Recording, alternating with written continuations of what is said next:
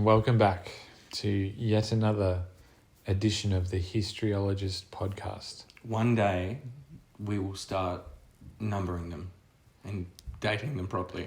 Yeah, I do kind of already number them, but I think it's wrong. Like, I was thinking maybe for our 10th episode, we'd do a Q&A. Yeah, who's going to ask us any questions? So I thought perhaps we'd just put out a bunch of questions and leave them unanswered. Don't know when the 10th episode is. No way to tell.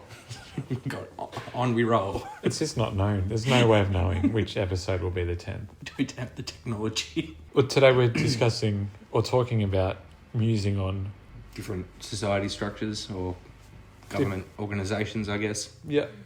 And very much on theme for this podcast in that we've done zero research and decided that we'd talk about this probably about 10 seconds before I hit record. It's kind of more of a gut feeling than an opinion. Yeah. Yeah.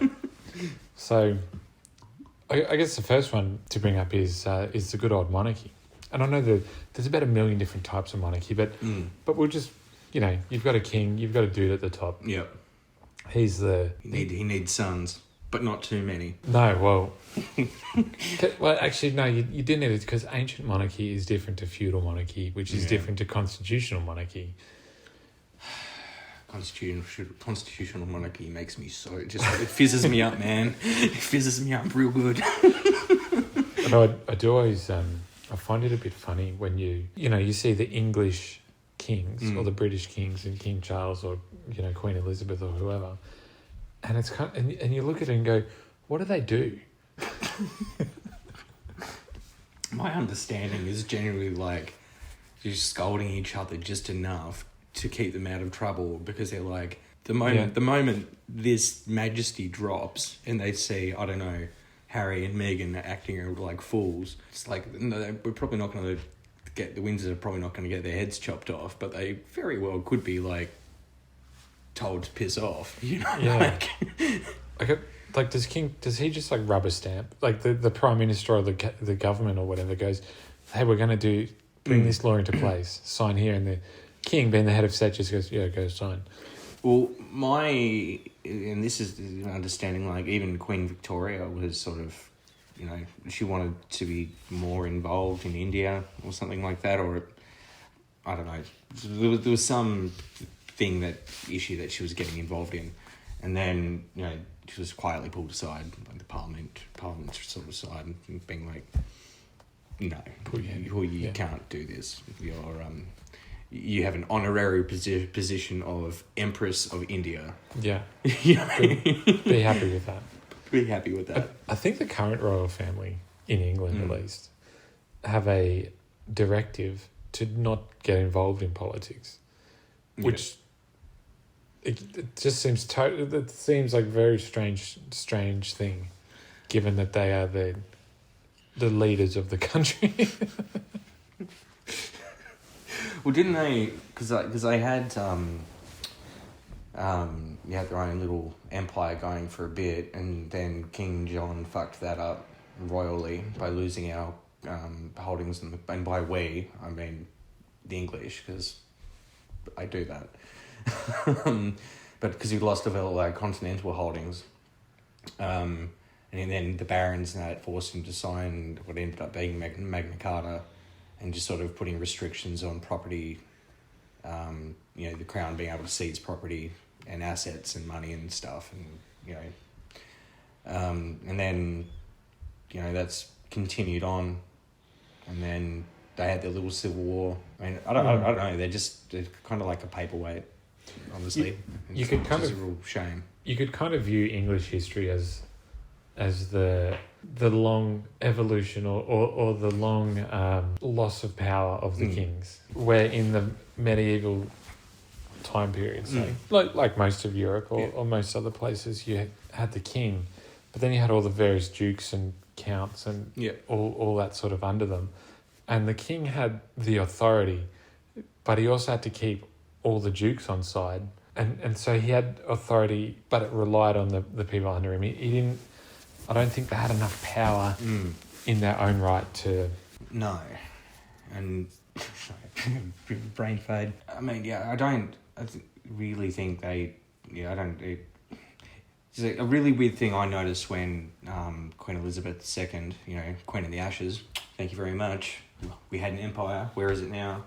When she passed away, because everyone kind of liked, Queen Elizabeth. She just came out to that little wave at Christmas time. She'd do a little speech.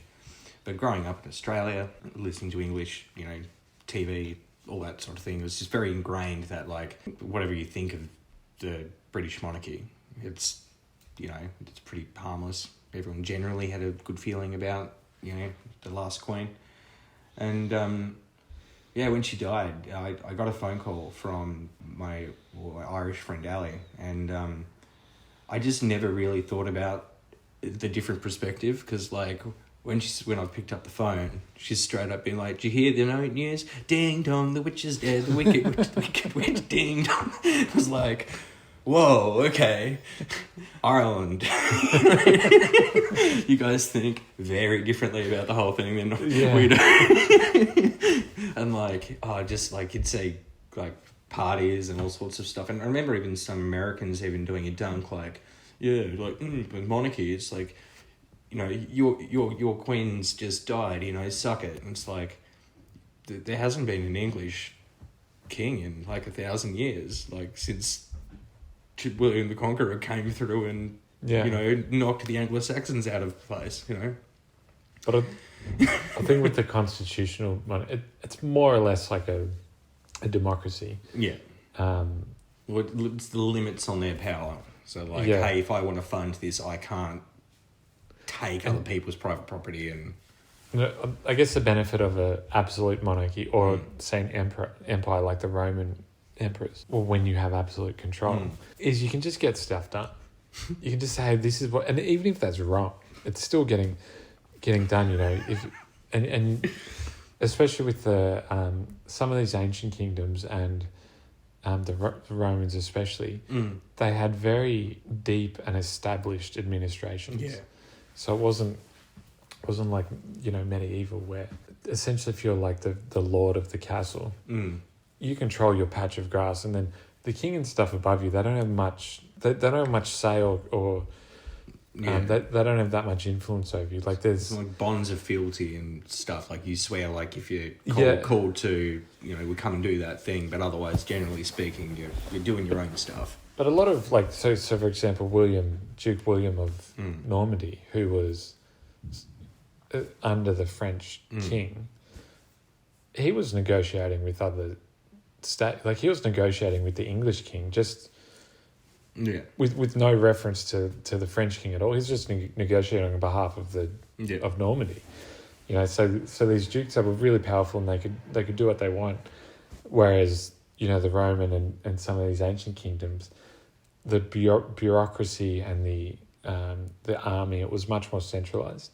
So the monarch could exert much more power. Well, we talked a little bit about this a few weeks ago, I think, unless having a brain fade. But because all those systems were in place, let's say like the emperor gets knocked off, or Rome loses some power over the area, the administrative state, let's say like modern France or Gaul and that, it probably for the most part just kept ticking along because everything's kind of in its place already, and the machine just goes. Yeah, agree. Yes, of course. Do continue. I think we can all agree that even though democracy is the best in the sense that you can have your say and all that, it's the worst because nothing ever gets done. I do like the idea of a republic, I guess, as opposed to a free-for-all French Revolution style / Athens. Everything's democratic. Nothing happens unless the will is determined. You know what I mean? And the will is only determined once everybody has put their hand up. And the will is always right. So even if you voted against it and now everyone's voted for it, your position must be to align with the general will. It's like, God. There's that story from we'll call it the Greek and Persian Wars from the ancient were, the ones that had the Battle of Thermopylae Yeah. and the Battle of Marathon.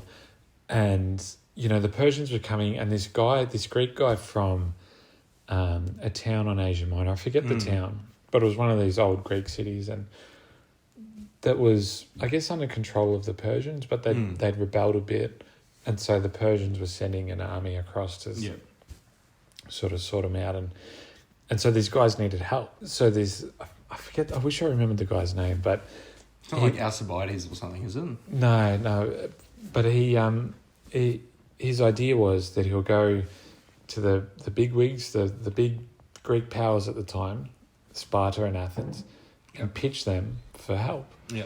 And so he goes to the Spartans first and, pitches the king, there was two kings. So he pitches both the kings, and he's like, well, yeah, we need this help because the Persians are coming, like Greek brotherhood, all that kind of stuff. The Persians are rich.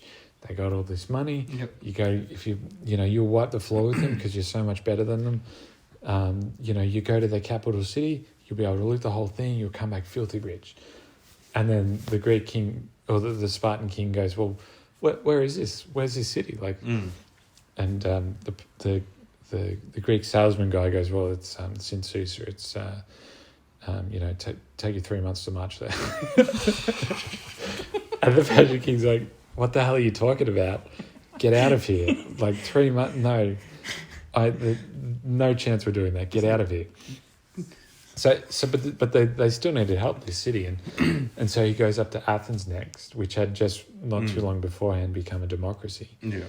And he pitches this idea to the Athenian people, and he revs them up, and we're told that he whips the crowd up into just a frenzy about doing this expedition, and we're doing it. Come on, boys. Yeah, and they all go crazy about this and the money and all this stuff and fighting for the Greeks and so that's how he gets Athens on board, because essentially the mob, it's like, yeah, go ahead with it. And he was like, everyone in Sparta's just looking like, oh God. Yeah. The pitfalls of democracy. I haven't seen a charismatic leader come down our way just yet, but no. But look, we'd you for one though. Would you surely these charismatic populist characters pop up every now and then. I mean, say what you want about old, Donnie Trump. He's not our populist or whatever, but I mean, we need someone from MasterChef or something to decide to throw the hat into politics. Yeah.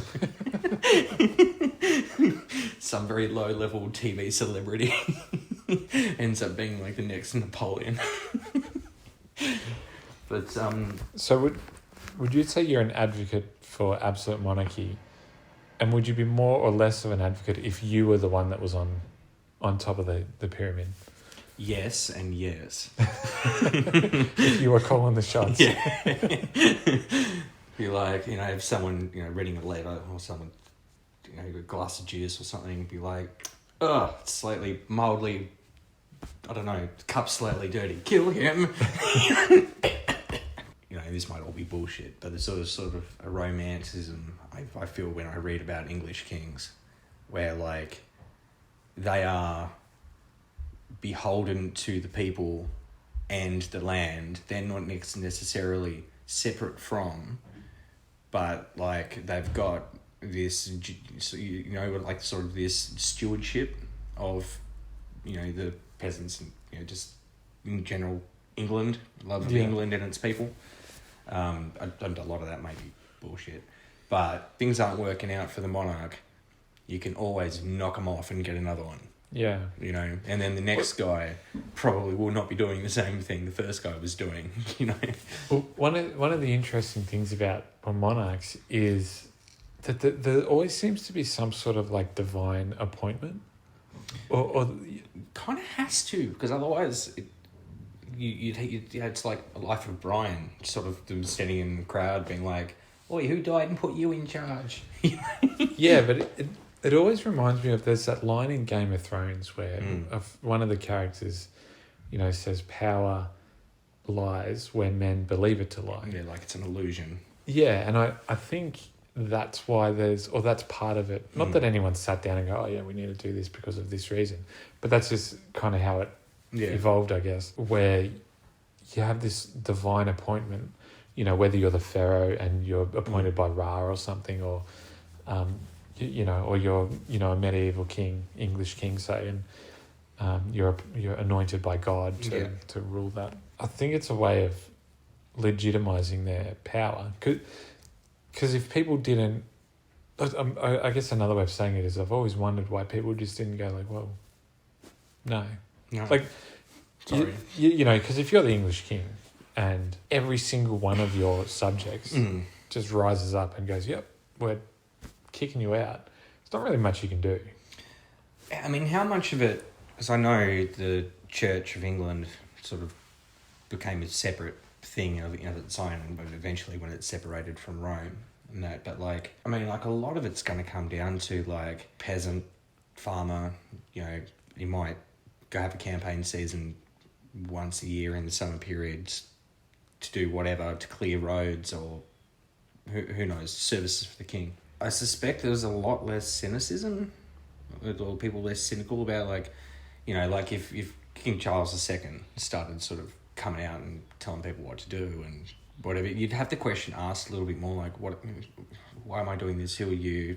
This sort of nonsense, as opposed to like you're actually living in the magic kind of thing. Well, like obviously this person's in charge because God wants them to be, and God's always right, and that's why they're so wealthy, and that's why you've got all these men that follow them, and it's sort of like this Alexander almost thing, like don't have kings and that having fantastic victories all the time now, but like the mere fact that they're there is proof in itself of the divinity. I guess that mirrors what I was saying before. Like if you believe that the monarch is divinely appointed and, therefore has some sort of authority of God, and they tell you to do this, it's like, well, what are you meant to do? Like you follow orders, or you go along with get it. French Revolution, Yeah. I mean, that I think that was an example of like just a concession of another concession and another concession of like, less and less and less power until the point that, the king's getting arrested on his own balcony. Yeah. You know what I mean? It's like, if you as a society didn't believe that a king was divinely appointed, then it's fair game. Yeah. I guess a lot of kings and emperors and stuff have been deposed because of whatever the political reasons were at the time, but maybe part of it was that they somehow seem to have lost the support of God or something. Well, I mean, another example is, it's interesting to compare, I guess, is like, look at Stalin, right? I mean, I don't think there would ever be a claim made necessarily that he was divinely chosen to lead the Soviet Union or whatever. He was kind of a bit of a thug and had his hands on Lenin for a while, but like you even look at it like they have their own hero myth. It's not necessarily the king ordained by God. You have Lenin, this remarkable figure, piece of shit, but remarkable in this sort of sense, who did manage to overthrow the Russian Empire and install himself in sort of this figure, and then there aren't elections, and it is sort of ultimate power, and it, more so when it heads into the Stalin sort of years, but it's like, what are you going to do with the people? Maybe it's a similar situation to back then as it is to now. Like, you're not, like, if most people sort of decided, like, oh, we don't want this Stalin going anymore. It's like, well, good luck, he controls the Red Army. You know what I mean? Like, it's like if enough people believe that he's the leader of the party, then that's all he needs. That's all he needs, and then by the time you get to your Gorbachevs and stuff in the 80s and 90s, and like you actually have characters who grew up in the Soviet Union, not before the revolution. The outer edges of the Baltics and stuff start having elections and falling away in that, because there's a whole new generation of people that weren't conquered and weren't, as ideologically, trying to hold it all together. Yeah, it's slightly different by then as well, because I think certainly in Western countries, for a long time before that, the general mode and feeling had been that a government exists. It's a democratic idea that the government exists to rule on behalf of the people, whether that's a monarchy or a whatever. And it's a modern idea that you as a citizen of whatever country should have a say, or should be able to have a say in how the government's run. Yeah. Now, the voice of one person against, a country 20 million or whatever. Yeah. Obviously, it's not much, but at least you can still say that. Listen to a lot of American pundits and like the difference between like, what do they say? What do they say? It's democracy is two wolves and a sheep that voting on what they're going to have for dinner, whereas a republic is two wolves and a sheep with a gun. Or something, or an armed sheep or something like that, and keeping the vote fair.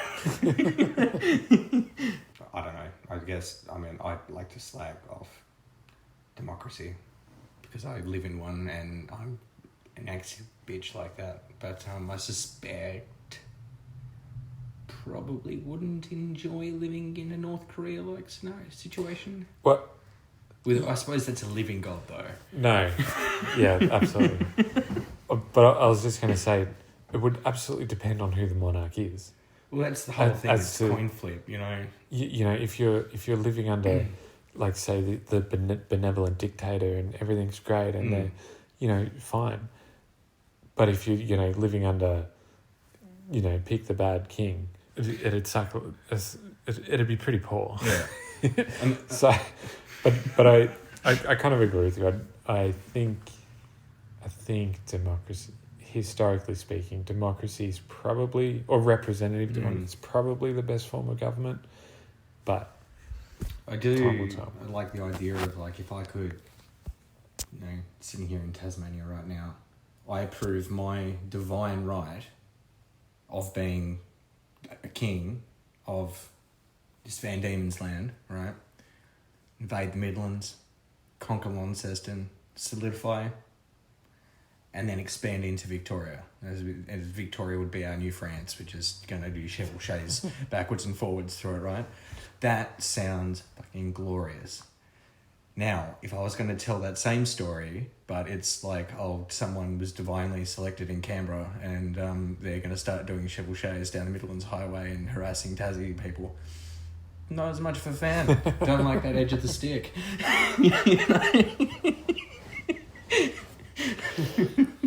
Well, there you go. We're okay with monarchs as long as they don't invade Tasmania. But unless it's liberating. But we'd be very happy to see the first Tasmanian Empire. Look, we're not that much geographically different than the UK.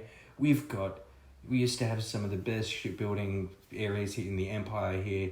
We just need to fire them back up and send our fleets to, you had this, hubbub in the paper a couple of weeks ago about like, oh no, Chinese warships, sort of doing live fire exercises in Australian waters. And be like, yeah, there's going to be like Tasmanian warships doing live fire exercises off the coast of Victoria. How do you like me now?